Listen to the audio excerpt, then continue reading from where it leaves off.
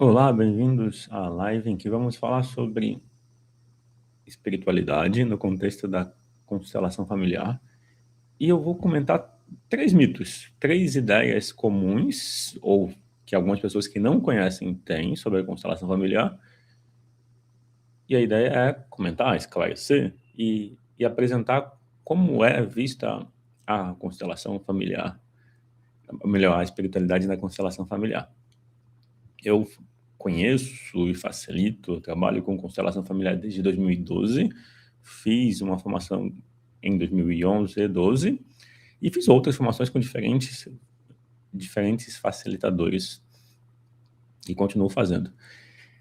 E é algo que constelação familiar é algo essencial, simples, no sentido de são três princípios: equilíbrio entre dar e receber, pertencimento e vínculo. São três princípios que é o que regem a constelação familiar, e o resultado ou o benefício que se obtém é a aceitação e uma compreensão ampla. Então, quando se tem medos sobre a constelação familiar, é porque se tem medos em relação ao que não se conhece. Quando se conhece, na minha primeira experiência com constelação familiar, eu já participei de um módulo da formação. E eu lembro que eu participei também de outras vivências, e um medo que eu tinha era o que vai aparecer numa constelação, o que pode aparecer numa constelação. E faz sentido esse medo, porque é algo desconhecido. Depois, com o tempo participando, eu fui vendo que aparece na constelação o que a gente já tem contato. É como se a constelação mostra para a gente aquilo que já está no nosso campo. Aí o campo pode parecer algo, a palavra campo, campo mórfico, campo emocional, pode parecer algo que até tem uma fronteira com a ideia de espiritualidade como as pessoas têm. Mas a ideia do campo é como uma forma como a gente aprende. A gente aprende também a partir do campo. É como se esse campo é como se fosse a ideia de, em conjunto, as pessoas, quando estão em sintonia, geram mais resultados do que isoladamente. Então, o campo seria esse efeito, uma maneira de entender. Esse efeito do conjunto. É mais, e tem inclusive fontes para se ler a respeito. Tem um biólogo inglês chamado Rupert Sheldrake. O próprio Bert Hellinger indicava o trabalho do Sheldrake como um caminho para se aprofundar sobre o campo. O Sheldrake tem um livro chamado A Sensação de Estar Sendo Observado por Trás. O título em inglês é The Sense of Being Stared At. E o próprio Sheldrake, como biólogo, como pesquisador, ele até faz online ou disponibiliza as pesquisas que ele faz online, e o trabalho dele, ele mostra como a gente tem percepções, cada pessoa, independente de crença ou religião, ou seja, não é sobre ter religião ou ter alguma crença, cada pessoa, independente do que acredita, tem percepções que estão além dos sentidos. É como se a gente pudesse perceber o campo, ou seja, ele está falando do campo. É como se o campo fosse uma forma de perceber coisas que estão à nossa volta, mesmo que os nossos sentidos, visão, olfato, audição, mesmo que eles não captem.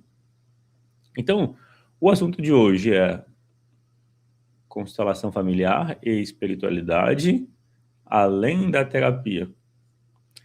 A constelação familiar, ela pode ser entendida como uma abordagem que tem efeito terapêutico, porque traz compreensão sobre aquilo que afeta a gente, traz uma compreensão sobre sobre a dinâmica sutil das relações, e a partir dessa compreensão, dessa experiência, o sentimento muda. Quando eu entendo, por exemplo, não só quando eu entendo, um exemplo, eu tenho um sentimento que me incomoda e eu não consigo lidar com ele. Então, se eu carrego uma mágoa, como eu já carreguei, e eu busquei terapias e não conseguia liberar, ou nem queria, porque achava que me protegia. E em uma constelação sobre a mágoa, o que aparece ou o que apareceu é como esse tema que eu sentia, como esse sentimento, essa sensação que incomodava, que me deixava sempre incomodado, como isso estava nas relações, na família, como outras pessoas também se relacionavam com o tema, mas de uma maneira bem pessoal. A constelação traz uma possibilidade de ver, de reconhecer dinâmicas nos relacionamentos de uma maneira bem específica.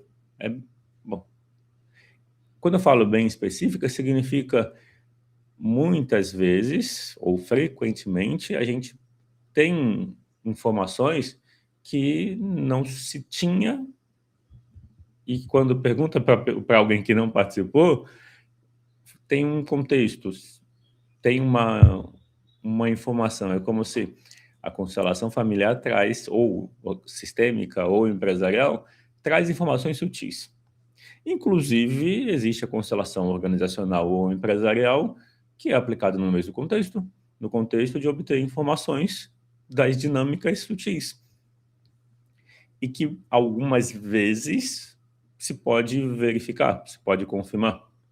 Mas independente da confirmação externa, de que aquilo que se percebeu tem fundamento na realidade, independente dessa confirmação, o fato principal é quando se observa desdobrado, representado por pessoas, ou quando se observa, mesmo com bonecos ou objetos, o que está se passando, só o fato de olhar de fora já traz uma compreensão diferente. E essa compreensão diferente muda o sentimento. Se existe um peso e uma sobrecarga, compreender algo que está acontecendo olhando de fora traz um alívio da carga, ou pelo menos diminui o sofrimento. Esse é o efeito terapêutico. Então, a constelação familiar, um outro nome para ela é abordagem sistêmica fenomenológica, segundo Bert Hellinger. O próprio Bert Hellinger fala que a espiritualidade na constelação familiar é uma relação imediata com o agora, com a aceitação daquilo que está presente e sem julgamento. Isso é completamente espiritualidade ou espiritual. Na verdade, tudo é espiritualidade. Na verdade, tudo é espiritual, e é como se o que a gente vê, o material, é uma fração, é a menor parte. Inclusive na Cabala tem essa compreensão, esse princípio do 1% do visível, do concreto, e 99% do invisível. Mas entrando no assunto ou retomando o assunto da live de hoje, então o foco é olhar para o tema espiritualidade, como ele é entendido na constelação familiar, e eu vou abordar 3 mitos ou 3 ideias que quem não conhece, ou conhece pouco, ou conhece com uma visão tendenciosa, negativa. Quando se tem medos e se busca segurança a todo custo, é normal ver algo que é diferente como algo que possa trazer um risco, uma ameaça. E aí não se busca compreender, ou já se busca exatamente os comentários que são contra. Isso faz parte da natureza humana, rejeitar o que é diferente. Mas, quando se busca compreender em fontes confiáveis, uma das coisas é compreender, esse é um ponto-chave. Quando se fala que a constelação não é ciência, isso é verdade. A constelação nunca se disse ciência, até porque o próprio nome da constelação é abordagem fenomenológica. A fenomenologia é um outro caminho que é complementar à ciência. Quando eu falo que é complementar à ciência, existe um método fenomenológico para lidar com experiências que tem a ver com a subjetividade. Enquanto o método científico lida com processo, com lógica, com racionalidade, com dividir em pedaços para compreensão e depende-se da repetição, a abordagem fenomenológica em si lida diretamente com aquilo que está vivo no momento. Ou seja, aquilo que a ciência não alcança, porque tem limites, é onde o método fenomenológico atua. E a própria constelação já se apresenta como uma abordagem fenomenológica. O que quer dizer isso? Que não é ciência. Então, quando alguém critica a constelação, dizendo que é pseudociência, a constelação não é ciência e nunca se disse ser ciência, até porque ela já se posiciona como uma abordagem fenomenológica. E no meu canal no YouTube, eu tenho postado alguns vídeos que têm o conteúdo da fenomenologia. E quem quiser saber mais é só pesquisar sobre fenomenologia. E é o caminho do lidar com, questionar aquilo que a gente... Uma coisa é lidar com ideias, a outra coisa é lidar com a realidade viva no momento. A fenomenologia é lidar com a realidade viva no momento. A espiritualidade da constelação familiar tem esse componente direto, que é sobre lidar com aquilo que está vivo no momento. Então, a gente está num caminho, numa série de lives. A live anterior foi sobre perdão. Então, só comentando brevemente, a essência do perdão é que escolher perdoar é uma forma de autocuidado. Manter mágoa para se proteger ou se manter afastado de alguém que causou mal, causa mal a gente em primeiro lugar. Então, escolher perdoar é escolher se liberar de um vínculo, porque o vínculo continua. A questão do perdoar é como se a gente decidisse... Uma coisa importante é tentar se impor perdoar é pior do que não perdoar. Mas o perdão precisa vir de dentro. Para o perdão vir de dentro, a gente precisa olhar para a dor e a gente precisa cuidar da nossa dor. Quando a gente olha para a nossa dor e cuida da nossa dor, o perdão naturalmente acontece. E perdão não significa se forçar ou ter que conviver com a pessoa que causou algum problema. Isso é uma escolha conforme... A questão do perdoar, isso não libera a consequência. Não libera a pessoa da consequência. Perdoar é não guardar o sofrimento. A consequência por algo que a pessoa fez continua. O perdão não é... O perdão significa não ficar remoendo e não manter o sofrimento para se afastar de alguém que causou algo mal. Essa é a ideia do perdão. Quando a gente olha para a espiritualidade, está intimamente... A ideia de espiritualidade é intimamente ligada com a ideia do perdão. Porque, como eu apresentei, a visão da espiritualidade na constelação familiar é sobre uma relação imediata com o agora, com a aceitação do que aparece, com uma postura de não julgamento e de inclusão. Todos fazem parte. E aí agora a gente vai para os mitos. Alguns mitos, um deles é, como na constelação a gente representa as pessoas, exemplo, eu posso trabalhar um tema que envolve pessoas que já faleceram. Aí alguém pode pensar, então quando tem uma pessoa representando um falecido, significa que o falecido está ali? Resposta, não. O que está ali é uma representação. A pessoa, ou se é um bonequinho que representa alguém que já faleceu, está dando espaço. É como a memória. Você pode pensar que numa constelação a gente está representando a memória da família, por isso constelação familiar. E aí alguém pode questionar, mas se eu não lembro de um avô ou de um bisavô e eu represento alguém, então não é minha memória? Por isso que eu destaquei, memória da família. É como se o campo das relações, o campo mórfico, ele é uma memória do conjunto.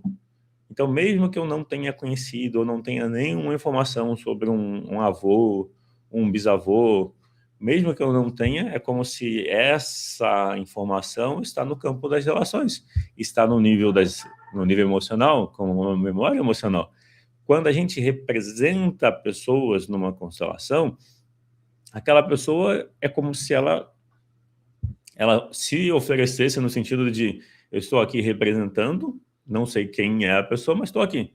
E às vezes ela sente, por exemplo, vontade de se aproximar de alguém ou de se afastar, pode sentir, por exemplo, raiva de alguém, pode querer proximidade com alguém. Tudo isso são informações que estão no campo. Às vezes alguém é mais sensível, perceptível e consegue trazer mais informações. Mas o que eu percebo é Quando a pessoa é mais sensível, é como se ela está mais em contato com o lado emocional. É como se o nosso lado racional, ele funciona como uma proteção para a gente mesmo, como se fosse um escudo, uma barreira. Mas essa proteção também é insensibilidade. A gente se protege de ataque, mas também fica insensível a percepções também positivas. É como o efeito duplo. A metáfora da...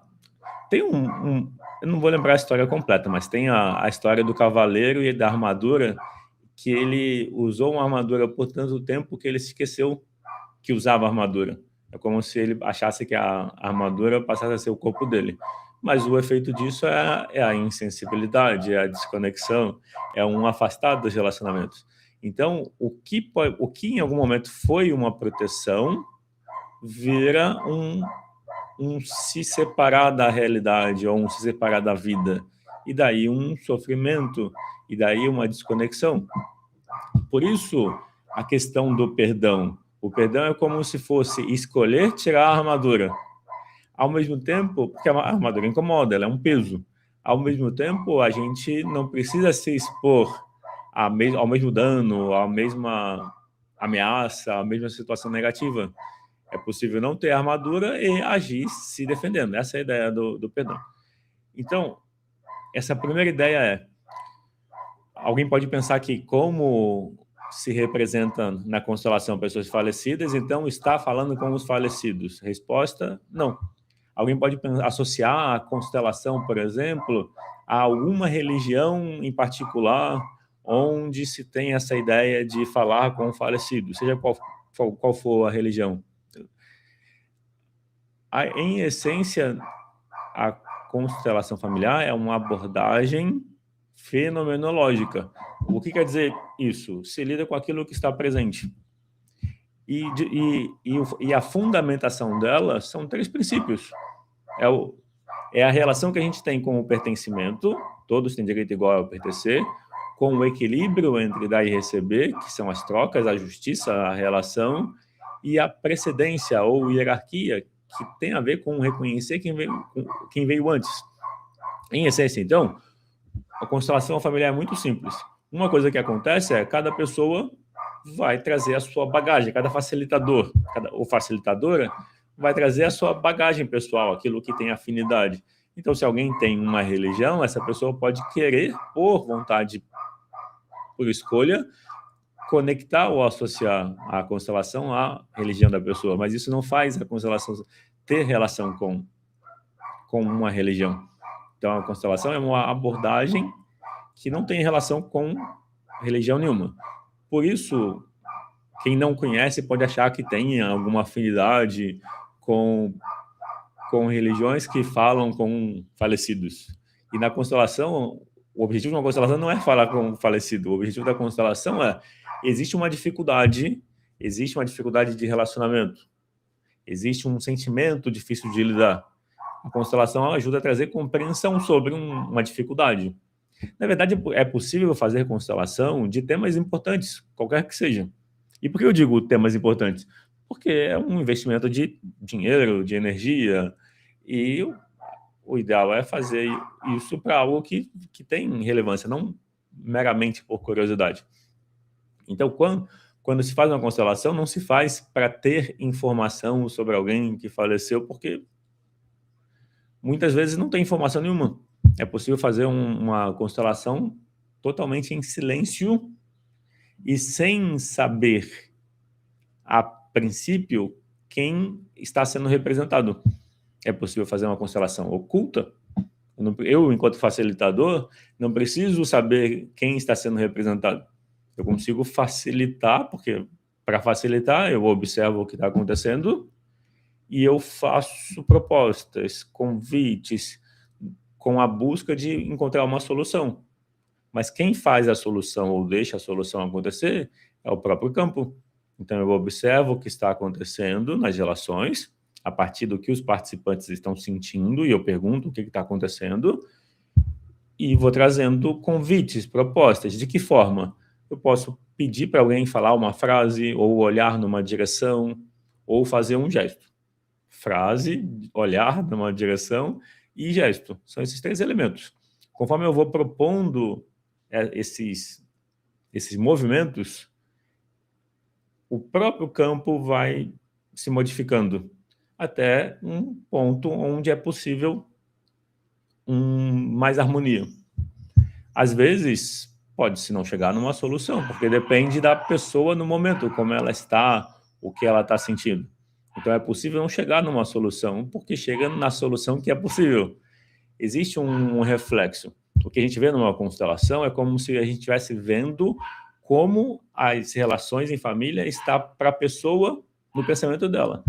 Se o cliente tem alguma mágoa com uma pessoa e ele não quer soltar essa mágoa, porque a mágoa dá segurança e é uma forma de se proteger, se existe isso, é como se a pessoa fosse até um certo ponto e não quisesse avançar. O princípio da aceitação significa aceitar os limites. Se o cliente não tem vontade de avançar, de explorar mais o que é possível no campo, esse é o limite. Esse é um ponto importante. Então, o primeiro mito é, na constelação se fala com falecidos. Falso. Na constelação a gente olha para as relações e alguém que já faleceu, conhecido ou não, pode ser representado. Mas isso não quer dizer que a pessoa está ali ou o espírito da pessoa está ali. O que está ali é a memória representada. E se faz constelação de quem está presente, do cliente que está presente, é o tema dele. Isso é um ponto muito importante, de não fazer constelação de quem não pediu e de quem não está presente. Como algo que... Esse é um princípio importante, é um princípio que tem a ver com consideração, com respeito, com olhar a constelação como uma ferramenta a serviço da consciência, a serviço do compreender aquilo que acontece no momento como o que acontece no momento. Algumas pessoas trazem, e eu já vi isso, uma visão extremamente sacralizada da constelação familiar.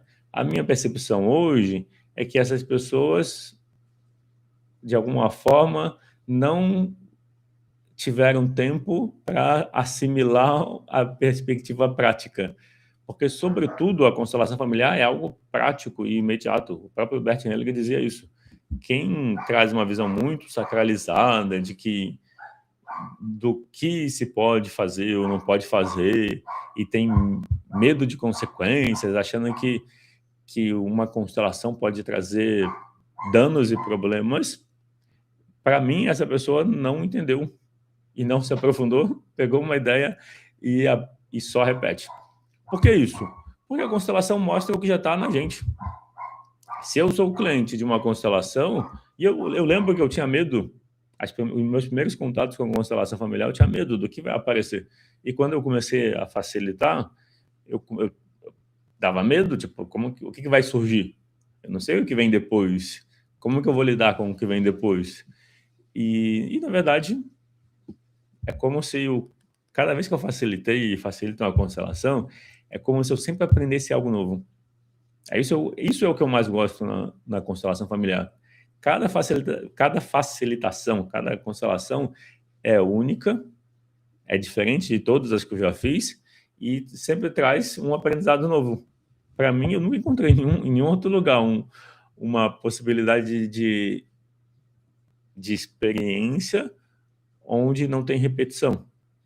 Por mais que eu trabalhe o mesmo tema com pessoas diferentes, a constelação seguinte sempre é diferente. É como se a seguinte é construída a partir do que já foi feito antes. Para mim, isso é um fator de motivação, porque eu estou sempre aprendendo e me desenvolvendo e aprofundando. E mais uma coisa, o facilitadora, não tem como se separar da constelação. É como se ele está envolvido. Às vezes, é como se a gente fosse até chamado a representar alguma parte. Então, eu, enquanto facilitador, eu posso representar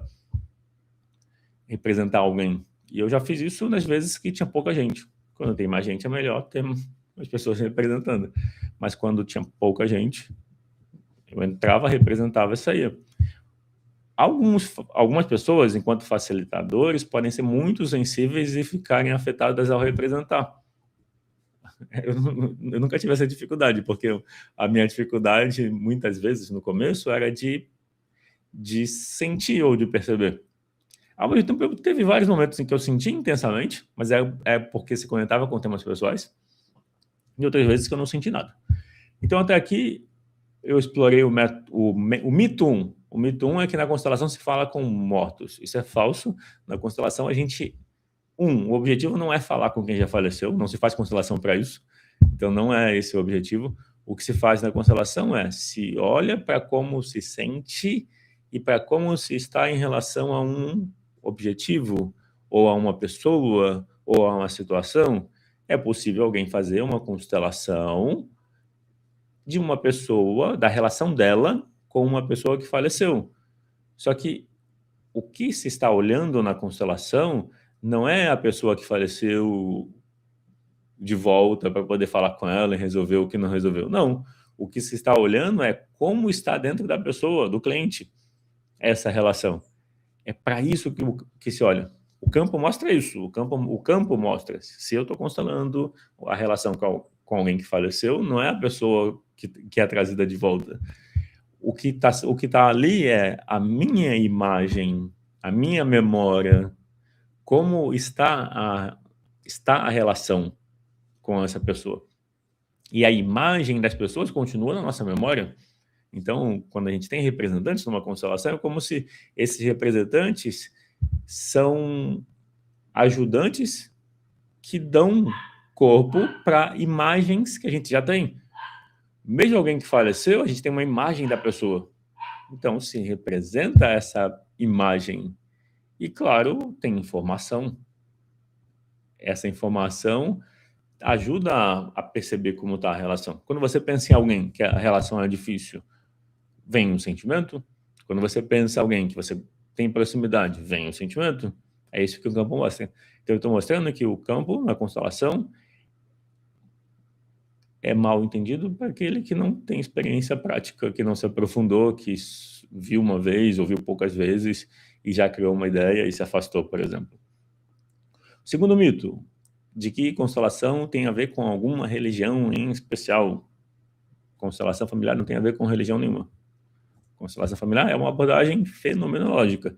Esse aspecto do fenômeno, do fenomenológico ou do sistêmico, porque a abordagem sistêmica fenomenológica pode ser o que faz algumas pessoas que não têm informação, que não se aprofundaram, que não conhecem, achar que tem a ver com alguma religião. Ou, às vezes, alguém que tem uma religião aprendeu constelação e aplica a constelação nesse contexto da religião da pessoa.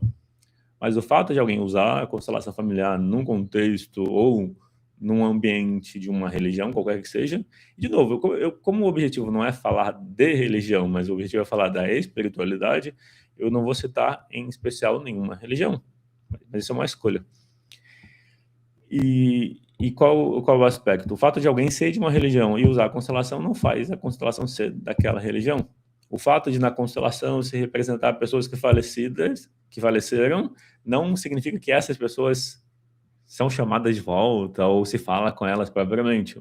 É o que eu falei, numa constelação a gente olha para a imagem que a gente tem e é como se a gente se relacionasse com essa imagem e conseguisse avançar ou melhorar o relacionamento, mesmo que a pessoa já não esteja mais presente. Só que essa melhora ou mudança de relacionamento acontece dentro da gente. Então, a imagem que eu guardo é a imagem de como foi o último contato com a pessoa. Como se a imagem, a nossa memória das relações, tem a ver com como está o acumulado de experiências que você tem com uma pessoa. Quando você faz uma constelação, é como se você estivesse olhando para esse acúmulo de informações que fica na gente, fica na mente, consciente, inconsciente, seja qual for, ou no corpo, como fonte de memória. Então, quando se olha quando se faz a constelação de uma relação e alguém ou um objeto, um bonequinho está representando uma pessoa, o que a gente está olhando é o acumulado de memórias, de experiências com aquela pessoa. E é possível perceber outras camadas de informações que a gente não percebeu, racionalmente, e nessa percepção é possível entender ou lidar melhor e mudar o sentimento, e melhorar a relação, ou até, se não é possível melhorar a relação, pelo menos tirar o peso, ou a dificuldade, ou aquilo que atrapalha a relação. Então, o segundo mito é que constelação familiar teria a ver com alguma religião. Falso. Constelação familiar é uma abordagem fenomenológica, sistêmica. E o fato de alguém usar no contexto de uma religião não faz essa abordagem ser de uma religião. Até porque o Bert Hellinger, ele foi missionário na África do Sul e por uns 15, 16 anos ele atuou como missionário, e foi lá que ele, inclusive, percebeu um grupo uma história que tem a ver com a origem. Acho que o grupo dos Zulus, se eu não estiver confundindo a etnia, eles tinham um ritual de que quando na tribo, no grupo deles, duas pessoas se desentendiam, eles entendiam que aquele desentendimento era de todo o grupo. Então eles se reuniam e representavam, davam vida àquele desentendimento. E de alguma forma melhorava as relações. Num dos livros do Bert Hellinger, ele conta que isso foi algo que ajudou ele, e ele já trabalhava com dinâmicas, ele usava já dinâmicas de grupo. Então a experiência dele como missionário, usando dinâmicas de grupo e observando esse ritual que já se faziam intuitivamente, os Zulus ou outro grupo, e aí ele se aprofundou em hipnose, PNL, psicanálise, e desenvolveu a constelação familiar, que é um reconhecimento de algo que afeta a gente. A constelação familiar não é uma invenção, ela não foi inventada. O nome, sim, foi dado, o nome constelação familiar, mas a constelação é uma percepção de algo que já afeta a gente. E para mim é uma percepção muito aguçada de uma dinâmica sutil, inclusive dando meios para se trazer consciência e trazer mudança. Para mim isso é muito interessante, porque quando eu comecei eu não entendia nada, e como é tudo, né, que a gente começa a aprender, mas no começo eu demorei a entender, porque era muito sutil, era muito... É como tem uma lógica própria. Eu lembro que eu fiz a formação e eu comprei cursos, na época em DVD, do próprio Bert Hellinger, e eu fiquei vários fins de semana assistindo tudo que eu tinha, via de novo. Eu vi 2 vezes, uma série de 31 DVDs, eu vi 2 vezes.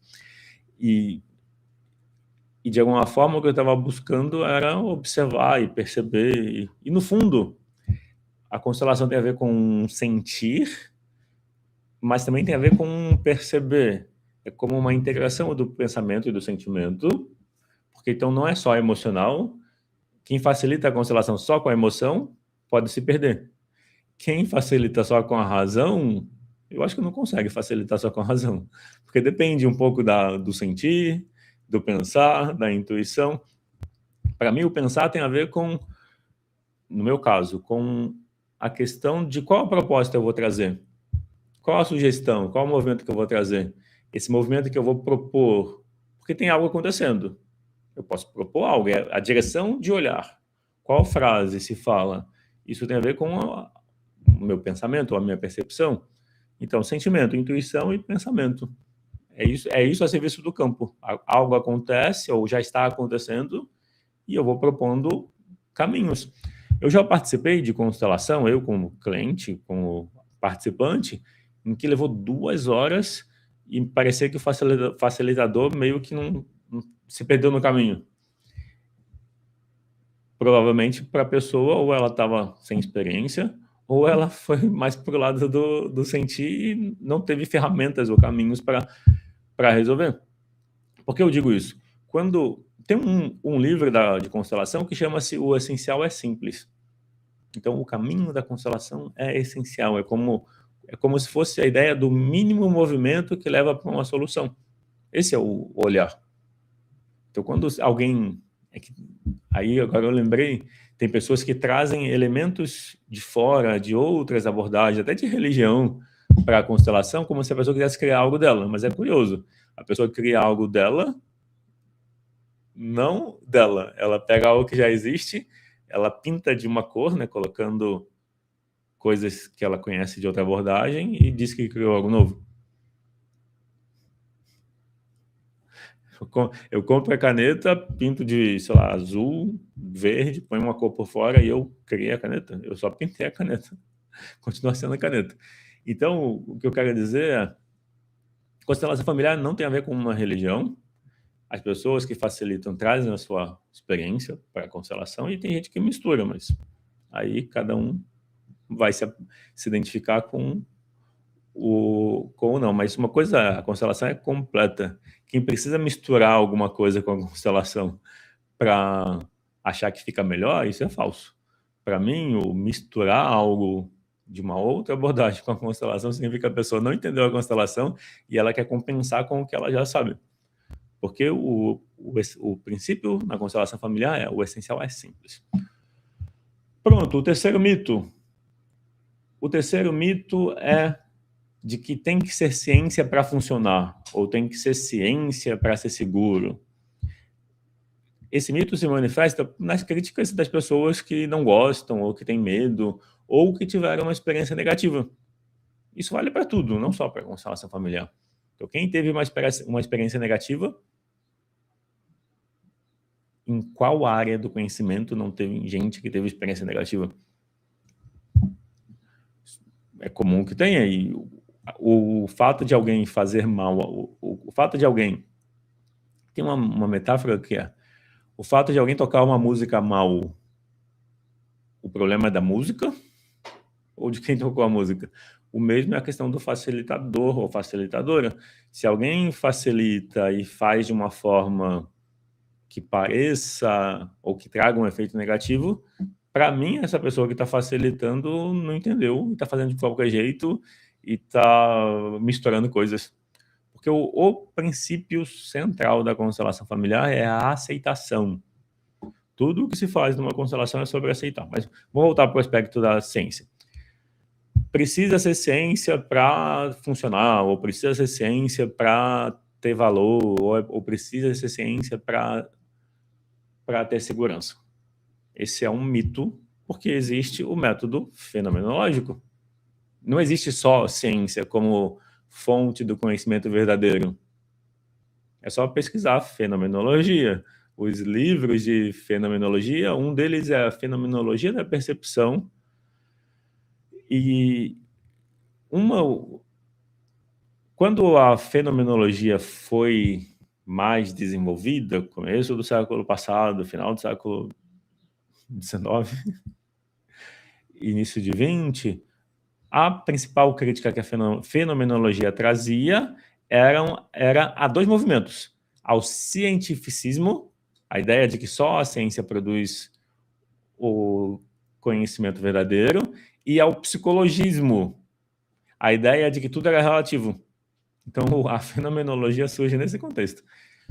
Uma sugestão que eu trago é, para quem se gosta de aprender e estudar, é o estudar, ler sobre fenomenologia. Porque a fenomenologia é esse outro lado, é esse método complementar à ciência. Por que eu digo complementar? O método científico tem uma área onde ele funciona bem. Quando se trata de experiências subjetivas, isso é um limite para o método científico. Aquilo que é exato, lógico, mensurável, é o campo da ciência. Aquilo que é subjetivo, pessoal, relacional, vivo, é o campo da fenomenologia, que produz conhecimento verdadeiro também, com um método diferente. Então, o que eu quero mostrar é, tem que ser ciência para ser verdadeiro, seguro ou válido. Quem fala isso só conhece a ciência, como se só existe o método científico. Não sabe que existe o método fenomenológico. Independente da constelação familiar, não foi a constelação familiar que criou o método fenomenológico. Tanto que a constelação familiar veio pelo menos uns 50, 70 anos depois do método da fenomenologia. Talvez nem tanto, né? Talvez estão até numa época parecida, numa época próxima, mas a fenomenologia antes, como filosofia, como busca do conhecimento verdadeiro. Então, o que eu estou mostrando é Constelação familiar não é ciência, não é método científico. O que ela é? Método fenomenológico. É fenomenologia, que é a forma de lidar com o conhecimento imediato. Quando se vê um pouquinho sobre fenomenologia, é muito curioso, tem muita afinidade com o que é a constelação. Não julgamento, lidar com a experiência como ela se apresenta no momento, aceitação daquilo que se apresenta. Quando a gente tem essa postura, isso é a postura fenomenológica, e a diferença é assim, ao invés, comparando a constelação familiar com alguma outra terapia. Quando eu fui cliente de terapia, eu comecei a buscar terapia em 2009, 2010, eu passei para alguns terapeutas diferentes. E uma coisa que eu observava é que algumas vezes, ou muitas vezes, se tinha um método já pré-definido e se tentava encaixar a experiência do cliente naquele método. O Rodrigo perguntou, você acha que a psicóloga falar para se afastar da família é certo? Bom dia, Rodrigo. Então, depende de cada caso, Rodrigo. A questão do... Exemplo, se o relacionamento é prejudicial, se o relacionamento é tóxico, é saudável você se afastar. Tem na psicologia, tem uma história do Jung. O Jung, eu li, antes de eu começar a fazer as formações para ser terapeuta, eu comecei em 2011. Eu fiz várias formações, não fiz só uma. Eu fiz e continuo fazendo, desde 2011. Antes de eu encontrar isso, porque eu encontrei, não foi algo que me indicaram, eu fui buscando, acabei achando, eu tinha lido vários livros, livros do Jung, da psicologia junguiana. O Jung conta uma história que ele estava atendendo um cliente, e esse cliente ele já tinha 30 anos de idade, mas ainda dependia dos pais e não se sentia pronto para a vida. E o Jung trabalha com sonhos também. O Jung é um que foi muito criticado. O Jung, na época dele, ele foi criticado pelos colegas dele, porque ele era muito não convencional. O Jung estudou sonhos, estudou símbolos, estudou aquilo que parece não científico. E uma das coisas que o Jung conta, né, nesse caso que ele atendeu, é que enquanto ele fez o processo, teve um momento que esse cliente teve um sonho, onde o pai do cliente dirigia um carro e o pai do cliente estava mal vestido, estava sujo, bêbado e causa um acidente, bate o carro. O Jung disse que nesse momento o cliente dele teve alta. O que ele comenta depois? Enquanto o cliente idealizava os pais, é como se ele nunca saísse da posição de criança. Em algum momento, ou se afastar, em algum momento, pelo menos nesse caso, de novo, não existe regra, existe possibilidades, caminhos, não é uma lei, tem que se afastar ou não tem que se afastar. Existem casos e casos. Nesse exemplo, é um caso em que precisava se afastar para encontrar o próprio caminho, para acessar a própria autonomia. Então, não é uma regra, mas em alguns casos, eu dei um exemplo, o relacionamento pode ser tóxico, ou o relacionamento pode ser bom demais. Um relacionamento que é muito positivo e que você não tem que fazer esforço nenhum, que tudo está mastigado, deixa a pessoa acomodada. Ter problemas, ter desafios, força a gente a se ouvir. Se eu encontro um ambiente adverso, se eu não encontro apoio, normalmente as pessoas, pelo menos na infância, esperavam ou ainda esperam apoio dos pais. Eu já atendi pessoas adultas que ainda estavam buscando algo na relação com a mãe ou com o pai. É normal, é humano. É como se, quando a gente não resolve com o nosso eu emocional, é como se a gente ainda ficasse buscando nos pais, não importa a idade que se tenha. Mas quando você não encontra apoio, você vai buscar esse apoio em algum lugar, aí você pode ter sorte de encontrar o apoio em si. Porque essa é a sorte. Na verdade, é onde a gente devia buscar apoio. Isso não exclui que a pessoa possa buscar apoio numa filosofia de vida, numa religião, num grupo, isso não exclui. É sempre o pessoal. Mas, em essência, se a gente depende de algo externo e de pessoas, é possível que a gente se frustre, porque as pessoas são diferentes e as pessoas são pessoas. Enquanto pessoas, a gente tem falhas, todo mundo tem falhas. E quando a gente depende, e quando a gente condiciona as nossas escolhas ou as nossas referências a pessoas, é possível que essas pessoas falhem. E aí, como fica? O mundo desaba? Então, o que eu estou mostrando é ter desafios pode ser uma oportunidade para a gente buscar a referência onde, de fato, ela deve estar. No nosso eu interior. Aí alguém pode questionar, mas como assim eu interior? Eu vou para dentro e só tem dor, só tem sofrimento, eu vou me apoiar nesse? Essa dor, esse sofrimento que a gente tem, que as pessoas têm, é o nosso eu que está machucado.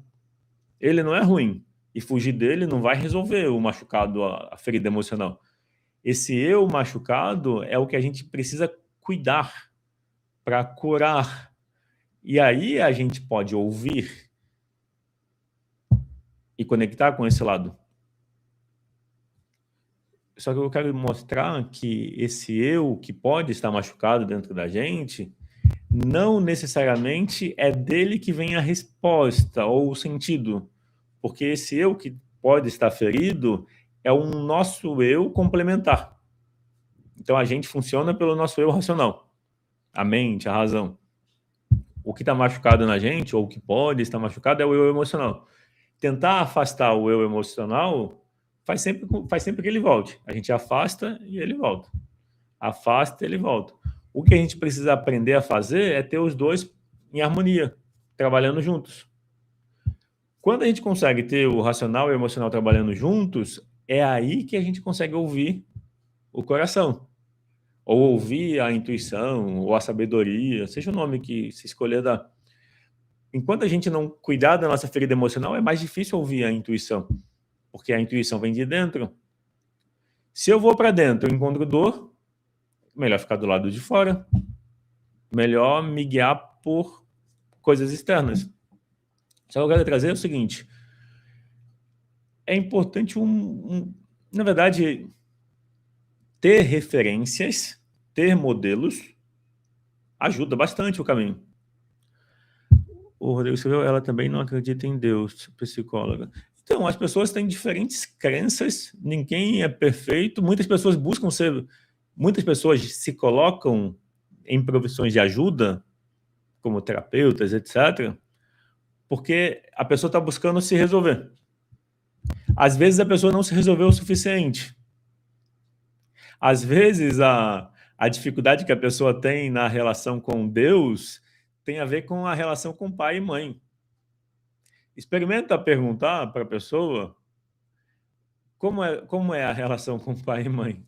Muitas vezes a pessoa tem as suas dificuldades com o próprio pai ou mãe, e aí projeta essa relação na relação com Deus. Mas o que eu quero dizer é, às vezes uma relação que não está funcionando bem, uma relação terapêutica, porque é uma relação, o Bert Hellinger fala algo que é controverso. O Bert Hellinger dizia que a experiência fenomenológica, a experiência sistêmica, a experiência que a constelação traz, acaba o relacionamento terapêutico. O que ele quer dizer com isso? A constelação, ela traz um olhar de aceitação, de não julgamento e de inclusão. E o facilitador, numa constelação familiar, ele não dá conselho. Ele facilita. Ele ajuda a perceber o que está no campo. Então, não é o estou comparando a constelação familiar com outras terapias. O facilitador da constelação, eu não gosto de chamar de constelador, porque parece que ele está fazendo a constelação e não é isso. O facilitador da constelação, ele observa o campo e faz propostas, faz convites. Mas é o campo que faz. Então, por isso que eu prefiro chamar facilitador da constelação. ele não dá conselho, você devia isso, devia aquilo. O facilitador fala daquilo que está acontecendo, daquilo que está no campo. O campo está mostrando isso. Agora a pessoa vai fazer ou não, de acordo com o quanto ela quer mudar. Às vezes a pessoa não quer mudar, o caminho da aceitação é entender que tem um limite ali, que às vezes a pessoa precisa de tempo, que o não querer mudar pode ser um não mudar naquele momento, ou por um período, ou ainda não fez sentido.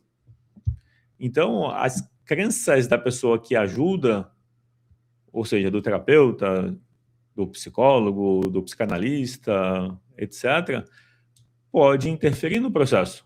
Aí, às vezes, pode ser a questão de escolher outro terapeuta, entendeu? Que tenha mais alinhamento com... O que eu quero mostrar é que no mercado tem... O que mais tem é terapeuta, psicanalista, psicólogo no mercado. Então, se você esbarra com um terapeuta, psicólogo, psicanalista, analista, etc., coach, mentor, que não tem afinidade com você, isso pode ser uma oportunidade para você buscar alguém que tenha alinhamento, entendeu? Alguém que tenha mais afinidade pode ajudar com mais facilidade a se entender. Tem outro princípio que eu acho que isso está nas obras do Jung. Jung é Carl Gustav Jung.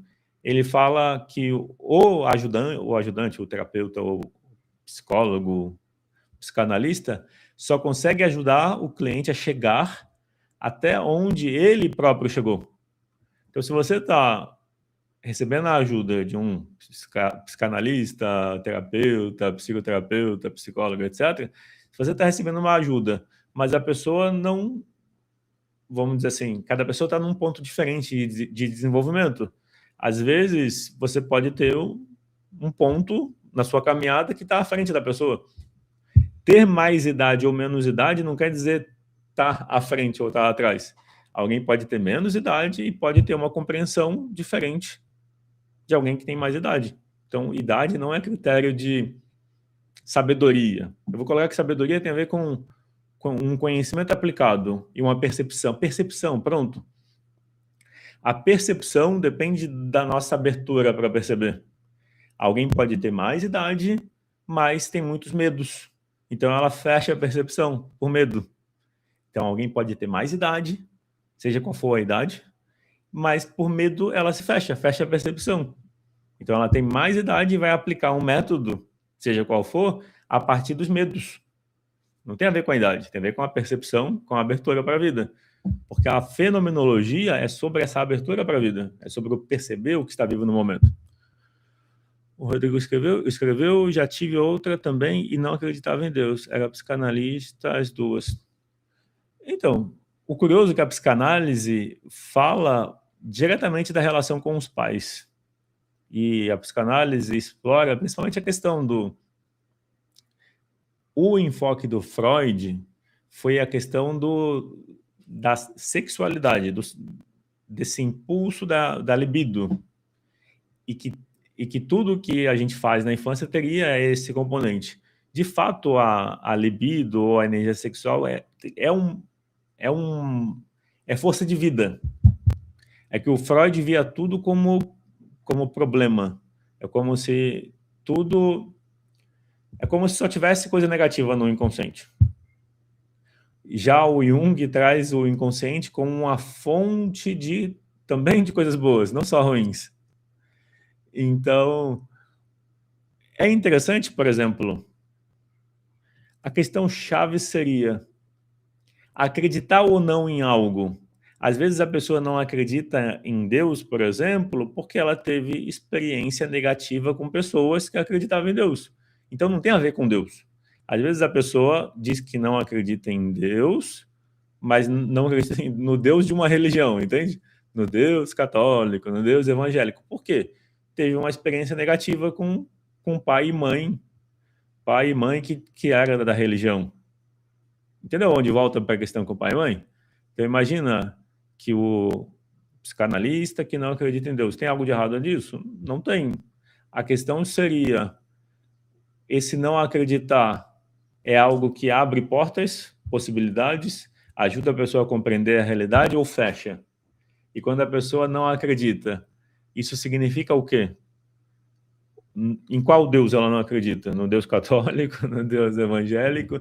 E de novo, muitas vezes é porque a pessoa não teve uma boa experiência. Quando se pensa, por exemplo, na história e na Idade Média e no quanto teve perseguições e abusos causados por pessoas que estariam defendendo a religião. Então, quando se pensa nesses abusos feitos em defesa da religião, ou nas cruzadas e coisas assim, aí, de novo, alguém toca uma música e toca mal. A culpa é da música, ou do compositor, ou de quem está tocando? O humano é falho. As pessoas fazem mau uso dos instrumentos. O fato de alguém fazer mau uso de uma religião, o problema é da religião ou daquela pessoa? O fato da pessoa ter uma experiência negativa com alguém que é cristão, aí o errado é Cristo ou é a pessoa que fez mau uso? É importante, no meu ponto de vista, separar as duas coisas. Uma coisa é um instrumento. Alguém pode usar uma caneta para ferir outra pessoa. Mas aí o fato de alguém ferir outra pessoa com uma caneta faz a caneta ser ruim? Eu trago a questão de olhar, por exemplo, para a religião como uma ferramenta, um instrumento para uma relação com Deus, com o divino. De alguma forma, a gente para não acreditar, a pessoa cria uma relação de aversão, de negação. Por isso a questão, em qual Deus a pessoa não acredita? E outra, isso potencializa a pessoa? Isso dá mais recursos para ela? Ou isso limita? Porque às vezes a pessoa não acredita e fecha a porta e para de aprender. E às vezes a pessoa acredita e também para de aprender. A questão é, existe uma investigação, existe uma busca, existe uma compreensão maior? O Rodrigo escreveu, você está falando de não julgamento e achei que fui julgado. Como que foi o julgamento que você percebeu que foi julgado? Às vezes a gente pode, eu não sei se o julgamento que você percebeu, Rodrigo, foi de mim, mas às vezes a gente percebe julgado porque a gente já tem o nosso julgamento da gente mesmo. Eu não sei se você percebeu julgado em relação ao que eu falei, mas em nenhum momento eu estava falando especificamente. Caso tenha sido algo que eu falei, em nenhum momento eu falei especificamente. Elas acreditam no dinheiro. É interessante às vezes o Deus da pessoa é o dinheiro. Tem uma passagem bíblica que diz que não se pode servir entendi, você foi se sentir julgado por elas. É que a questão do não julgamento não quer dizer que todo terapeuta tem isso. O princípio do não julgamento é da abordagem sistêmica, não é da terapia. Eu já vi terapeutas que julgam e quando eu era cliente eu via isso. É muito comum se sentir julgado. É como se fosse a visão da pessoa. É muito comum se sentir julgado, não é estranho, não. E deixa eu ver. Por crer em Deus. Então, às vezes a pessoa que não acredita em Deus, ela se acha mais esclarecida por não acreditar, mas a pessoa que não acredita, ela pode estar envolvida em ideologias. Ideologia. É muito curioso. É muito curioso que quando você olha. Exemplo. Quando você olha a história, você vê que teve países que tentaram proibir a religião. As pessoas continuaram tendo a religião escondida. É como se a religião fosse um impulso humano. Um impulso humano. E a questão de a pessoa julgar o fato de um ou outro ter religião mostra mais a limitação que a pessoa tem. A limitação de ela ter criado uma ideia, achar que essa ideia é a única certa e pensar que quem pensa diferente está errado, entendeu? Isso pode ser uma pista para continuar buscando. É como se fosse. Eu lembro 2009, 2010, eu estava buscando terapias e queria buscar algum terapeuta, psicólogo que eu me sentisse ouvido. e que eu não me sentisse sendo encaixado em algum método. Eu lembro que as perguntas, eu devo ter caído ou ter encontrado primeiro terapeutas psicanalistas, porque as perguntas eram sobre sexualidade, quando foi a primeira vez, como foi, etc. Porque quem tem essa visão, não tem um ditado, para quem é martelo, todo problema é prego. Às vezes a pessoa não tem uma visão ampla, tem só uma teoria. Então ela tenta encaixar todo mundo naquela teoria. E na visão de mundo dela, quem não se encaixa naquela teoria está errado. Isso é julgamento. O Rodrigo Silva tem muito psicólogo que defende esquerda. Nada contra. O problema é querer doutrinar o paciente. Então, essa é uma pista para você passar para o próximo. Passar para o próximo. É como se fosse. É passar para o próximo. Passar para a próxima experiência até você encontrar uma que faz sentido. É comum a doutrinação, porque é como os partidos de esquerda ganham defensores, dizendo que um lado é do bem e o outro lado é do mal. Se você não pensar como eles, você está errado. Então essa é uma forma de o lado é o, entende? Ou seja, é comum ter isso. E onde que as visões assim atuam? Nas faculdades, principalmente. E aí, as pessoas mais, vou colocar assim, menos críticas, talvez, e que querem ter um partido e ser do partido certo, quando eu falo partido, é estar no grupo do certo. A pessoa se apega à ideia e quem não tem aquela ideia está errado, qualquer que seja a ideia. Mas o que eu estou mostrando isso é uma pista para continuar. Se você se sente julgado, é que às vezes a gente se sente julgado porque a gente já se julga. Então eu posso me sentir julgado porque eu já me julgo e eu estou na defensiva. Às vezes, de fato, a pessoa que está na posição de terapeuta e etc. Eu estou usando o termo terapeuta como o nome do conjunto. Às vezes a pessoa tem os seus próprios limites e a pessoa não se trabalhou. Então ela é como se ela ajudasse até ali. Se você está se desenvolvendo e você vê que a pessoa está te julgando, isso é uma pista que você já chegou no limite da pessoa, entendeu? Às vezes você tem a oportunidade de se desenvolver com alguém onde você leva muito tempo para se desenvolvendo, porque a pessoa está se desenvolvendo junto. Às vezes, em um mês ou 3, acabou a novidade. Sabe filme? Você tem personagens no filme que são personagens complexos e profundos. E tem filme que o personagem é superficial, que não tem nada de diferente, ou seja, só estereótipo. Na vida também é assim. Tem pessoas profundas e tem pessoas mais imediatas, eu vou colocar assim. Então tem pessoas que têm uma vida interior profunda e tem pessoas que se apegam a uma ideologia, qualquer que seja, a um método, e para a pessoa só existe um método. E o que não é o método é errado. São maneiras diferentes de ser. Eu prefiro conversar com pessoas que têm essa vida interior profunda. Essa vida interior profunda vem da meditação, da reflexão, do tempo de introspecção, do estudo bíblico, pode ser também. Porque uma coisa que a Bíblia traz é uma compreensão da vida muito ampla. Imagina, você vê a história de um povo, quantas vidas foram se alternando e todo o aprendizado que se teve ao longo das várias vidas. Uma coisa que a Bíblia ensina é o quanto a vida é efêmera. Alguém que teve sucesso não está vivo mais. Morreu lá atrás. Então, qual é o sentido de viver em função de coisas materiais? Então, o que eu estou dizendo para mim, o critério é isso. O quanto de vida interior, de profundidade, a pessoa cultiva e se mantém desenvolvendo. E esse cultivo vem de várias fontes, não de uma só. Não de uma teoria. Porque a pessoa mais... Eu vou dizer assim, o personagem raso e o personagem profundo. O personagem raso, ele repete as frases que está no roteiro, no script.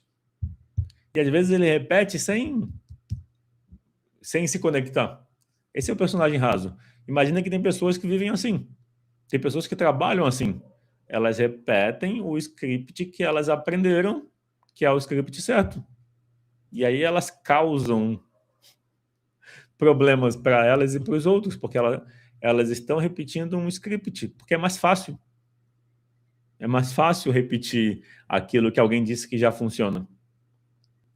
Já essa questão da profundidade, para mim, está diretamente ligada ao quanto a pessoa cultiva. Não vem... Pode vir do nada? Pode vir. Pode ser que a pessoa já nasça e desde cedo já tenha essa compreensão mais ampla do que acontece à volta. Ou pode ser que a pessoa foi desenvolvendo. Mas eu entendo que, sobretudo, depende da meditação, da introspecção, da reflexão, do se questionar, do aprender com a experiência dos outros, mas com vários outros, não só com um. Se a gente fica só numa teoria, isso é limitado. Ainda mais se você fica numa simplificação das narrativas, das histórias, de que esse lado é o lado do bem e o que pensa diferente é do mal. Isso é uma simplificação de... Será que o lado do bem é do bem mesmo? Será que o lado que defende que o certo é a visão dele, será que ele é só certo? E o lado que é chamado de mal, porque pensa diferente, será que ele é só mal? Será que você não pode ficar de fora e ver os dois? E ver o que tem de bom nos dois e o que tem de ruim nos dois? Para mim, a visão sistêmica deve ter mais a ver com isso. Entender que as pessoas são limitadas, entender que nos limites delas, elas também fazem coisas boas, mas que você também precisa ter essa compreensão de que chega a um limite. Aí eu estou dando esse exemplo. Eu busquei, como cliente, eu busquei terapias e eu não me sentia ouvido ou entendido pelas pessoas. Eu me via sempre sendo encaixado. Aí eu achei um terapeuta que cobrava bem mais caro para a época, 2011, 2010, eu acho. Na época, 2010, acho que a sessão era 200 e poucos reais. Para 2010, isso era bastante dinheiro. O dinheiro desvaloriza com o tempo, né? Então, 200 reais, 250. De 2010 é muito dinheiro hoje. Talvez seja 400 hoje, 500 reais hoje. O Rodrigo escreveu: um psicólogo humanista falou para mim que ser neutro era falta de ética.